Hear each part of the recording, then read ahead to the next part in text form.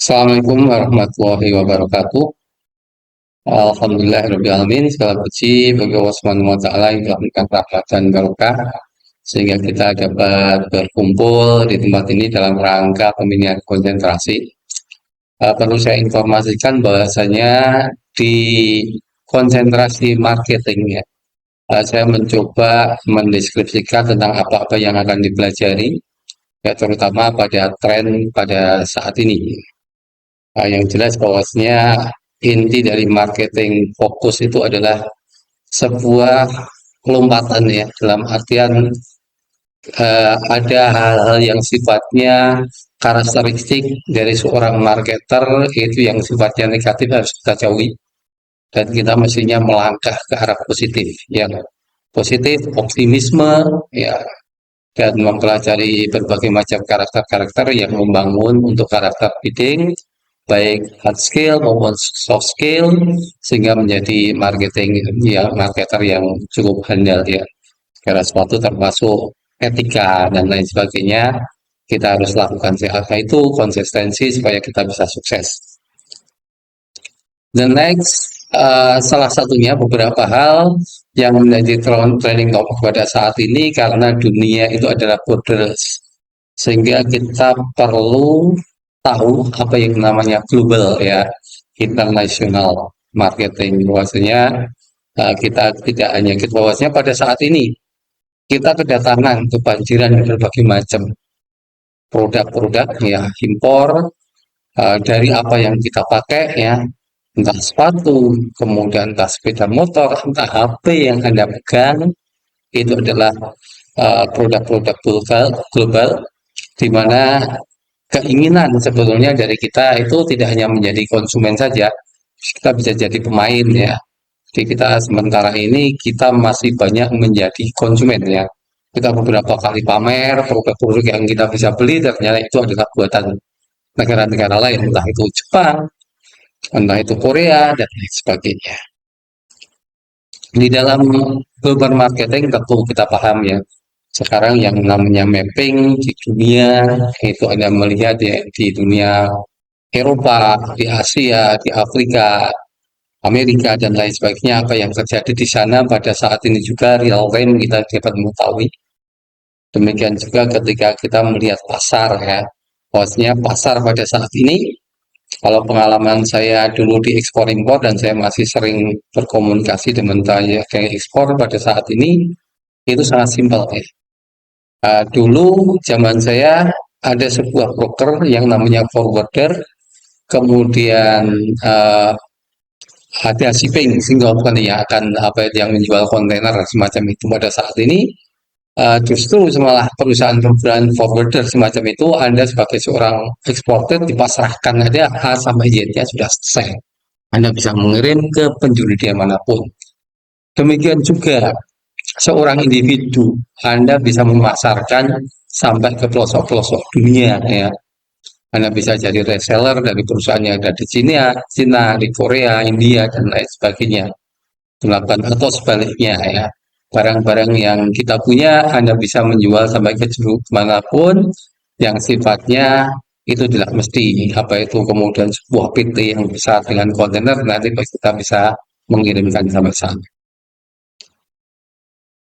Terus beberapa hal pada saat ini Anda perlu mengenal yang namanya digital ya.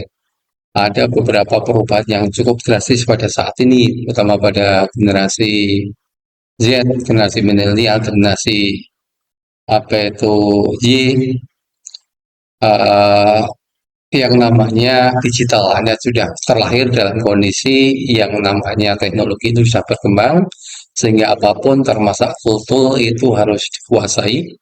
Baik pembelajaran sekarang juga dilakukan secara online, ada machine learning, termasuk di dalam dunia marketing, ada yang namanya search engine optimization di dunia digital marketing, kemudian berbagai macam internet of things yang bisa Anda pelajari.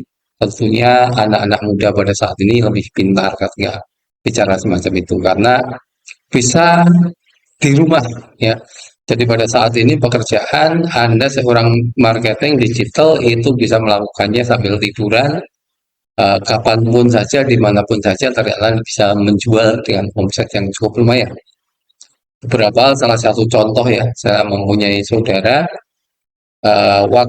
waktu itu ditinggal haji gitu aja ya, kemudian dipasrahkan kepada anak buahnya yang ternyata anak muda tersebut digital marketingnya ketika memasarkan kuliner itu cukup canggih, ternyata melebihi dari dia omsetnya ketika dia pulang ternyata rekening sudah terisi begitu banyaknya, salah satu semacam itu yang akan dipelajari. Terus pada saat ini Anda melihat fenomena-fenomena turisme ya, ada yang namanya wisata-wisata desa, itu ternyata kreativitas itu bisa dilakukan ternyata dengan medsos dan lain sebagainya, sehingga orang bisa memasarkan ya tentang destinasi, baik itu di kabupaten, di kota, ataupun di desa-desa. Demikian juga di sektor beberapa hal itu ada juga yang namanya wisata-wisata semacam masjid atau religi, itu juga sekarang mulai dikembangkan, sehingga kita harus mempelajari itu, sehingga ini menjadi tren di dunia yang namanya hospitality marketing ya, atau tourism marketing, itu menjadi sebuah tren yang pada saat ini masing-masing negara juga berlomba-lomba untuk membesarkan destinasi wisata ini. Kreatif marketing ya, bahwasanya kreativitas itu akan berjalan terus ya.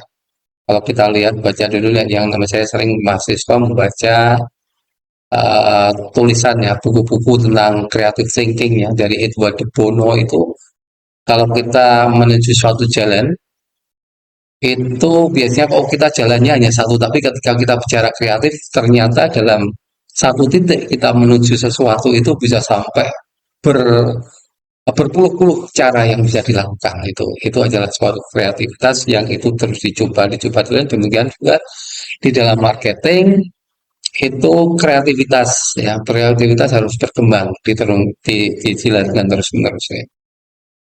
Baik dalam advertising misalnya, ketika Anda meng-capture sebuah produk atau service yang pada saat ini memang menjadi sebuah perkembangan yang memang perlu kreativitas.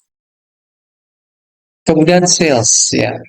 Sales management itu bagaimana juga berkembang ya. Kalau dulu pengalaman saya sebagai seorang sales, kita melakukan sales canvas atau sales call setiap pagi sampai siang atau sore, itu melakukan door to door atau perusahaan dan lain sebagainya. Pada saat ini ada sales management itu juga bisa dilakukan secara online ya. Jadi bahwa secara potensial kita harus paham tentang teorinya, dan ini menjadi sebuah yang hal yang sangat penting, karena kita lihat orang awamnya, misalnya orang berjualan atau berwirausaha, itu bicaranya sebetulnya yang dilakukan mereka adalah sales ya, bersama mereka bisa mendapatkan barang dari mana, kemudian dijual dengan keuntungan dan lain sebagainya. Tapi kalau kita bicara marketing, itu kita akan bicara bagaimana produk itu dikembangkan dengan berbagai macam kemasan, kemudian bagaimana kita membuat price yang kompetitif, bagaimana kita mempromosikan, bagaimana kita menjualnya, termasuk sales management. The next sales people, ini adalah tadi yang kita bicara sales management, kita bicara dengan kinerja sales people, salah satunya bagaimana kita memfungsikan para sales yang ada. Tentunya ini menjadi sebuah tantangan tersendiri ketika sales itu dikelola. Pada saat ini juga sales itu toolnya juga berbagai macam ya. Tool untuk marketing yang dilakukan sebagai sales itu bisa pakai yang digital ya, medsos dan lain sebagainya, bisa juga itu dengan cara-cara konvensional. Tapi saya yakin bahwasanya percaya juga dengan apa yang diungkapkan oleh Kotler juga Hermawan Kerajaan, bahwasanya teori-teori marketing yang konvensional itu masih tetap terpakai. Kemudian juga langkah-langkah yang pada saat ini digital itu akan menjadi dukungan ya, tapi kita tidak akan meninggalkan teori-teori yang lama. Berikutnya kita akan bicara dengan strategi, strategi manajemen di dalam sebuah marketing. Kalau kita bicara strategi, itu adalah jangka panjang. Kalau kita akan merumuskan bagaimana perusahaan kita, bagaimana produk kita yang ke depan. Misalnya kita dalam hal ini perbankan, kita akan bicara strategi mendatang, bagaimana ketika semuanya sudah digital ya. Sekarang yang namanya ATM sudah mulai berkurang, kemudian jumlah cabang sudah mulai berkurang, termasuk kunjungan orang. Sehingga bagaimana strategi ke depan apa yang akan dilakukan seorang marketing manager itu sangat diperlukan satu belajar ya. Kalau kita bicara strategi yang tidak sebuah sepak bola, kita akan tidak bicara tentang kemenangan dalam sebuah pertandingan, tapi akan bicara the whole of the match ya, sampai kita menjadi juara ya, bagaimana strategi yang itu kita lakukan. Kemudian kita akan mempelajari juga yang namanya consumer behavior yang pada saat ini perkembangannya cukup dinamis. Jadi perusahaan yang tidak bisa menangkap tentang perilaku konsumen yang berubah, trennya kayak itu tentunya akan ditinggalkan. Ya. Kira-kira konsumen kesukaannya apa? Nah itu salah satu beberapa hal. Kalau kita melihat sebuah apa itu jumlah-jumlah yang ada, perilaku mereka cukup dinamis ya. Anda lihat misalnya perilaku pembeli misalnya di dalam sebuah pilkada, survei yang namanya 3 bulan, 4 bulan sebenarnya itu ternyata elektabilitasnya itu bisa naik turun semacam itu. Bahwasanya itu fungsi-fungsi termasuk ini fungsi influencer, apa itu selebriti semacam itu, termasuk orang-orang yang melakukan kampanye yang berpromosi sendiri sangat menentukan bagaimana menancapkan image produk kita supaya konsumen itu efektif. Nah, kemudian secara keseluruhan juga kita akan mempelajari bahwasanya marketing performance itu sejauh mana yang kita lakukan, misalnya salesnya, market share-nya, kita home analisis kompetitornya ya, itu profitnya itu kita perlu itu melakukan yang tentunya akan kita pelajari di dalam evaluasi marketing performance. Saya pikir itu yang bisa kita lakukan, yang akan dipelajari di dalam konsentrasi marketing ini. Tentunya ini akan menjadi sebuah bekal ketika perusahaan pada saat ini karir yang tidak terbatas adalah marketing. Nah, itu di perusahaan manufaktur, di servis, termasuk dari perbankan. Itu kalau kalau Anda hanya di depan teller, kemudian Anda di customer service, itu hanya terbatas pada usia-usia tertentu. Tapi kalau di marketing, ya, itu karir Anda tidak akan terbatas.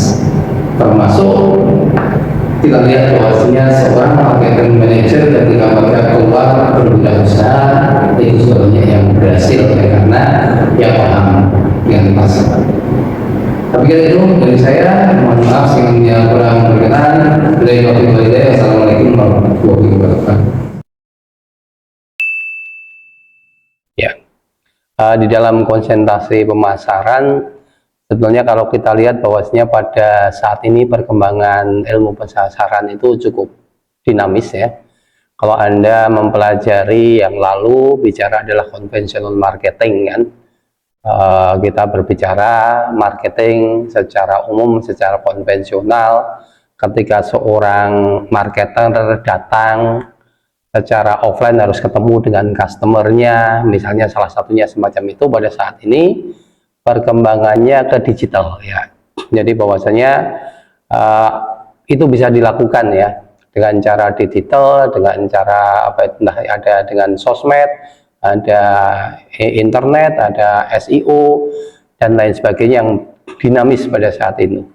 Terus kemudian di perkembangan dunia juga ada berkaitan dengan marketing yang ke arah misalnya kayak green marketing ya, misalnya pemasaran yang peduli dengan lingkungan, ada syariah marketing, ada service marketing yang itu sangat dinamis. Demikian juga kalau kita belajar tentang perilaku konsumen salah satunya. Bahwasanya pada saat ini sebuah perusahaan kalau tidak bisa mengikuti perkembangan dari perilaku konsumen yang begitu dinamis, mereka akan ditinggalkan ya. Bagaimana trennya perkembangan perilaku tersebut itu, dan setiap saat itu berubah. Ya, ini sebenarnya perlu adaptasi dari sebuah perusahaan untuk menyuguhkan sebuah customize yang produk maupun customize service itu yang dilakukan. Kemudian kalau kaitan dengan skripsi dan lain sebagainya, tentu adalah riset. Riset di bidang marketing itu akan dipelajari ya, entah di metodologi atau mungkin di kolokium, itu yang praktikal kita bicara tentang riset-riset di marketing. Yang pada saat ini tema-temanya juga banyak yang menarik. Anda melihat misalnya di perbankan, ada e-banking yang bisa kita lakukan. Kalau Anda punya bisnis-bisnis tentang tentang digital, misalnya Anda punya bisnis tersendiri, itu bisa dilakukan ya dengan toko online katakanlah yang Anda punyai. Demikian juga kalau kita punya produk-produk ya, yang tadi yang produk green yang ramah lingkungan, itu juga menjadi hal-hal yang bisa kita lakukan, terutama untuk misalnya ke arah skripsi. Jadi di situ skripsi kita perbicaraannya adalah di riset ya. Pada saat ini di semua sektor semuanya membutuhkan marketing, termasuk riset-riset ya. Katakanlah kalau yang namanya sebuah perusahaan, kalau tidak ada marketingnya, tidak ada konsumen, segalanya kan kinerja yang lainnya itu tidak akan terbentuk kan, kalau tidak ada customernya. Demikian ya. Pada saat ini kita lihat bahwasanya everyone have to become marketer.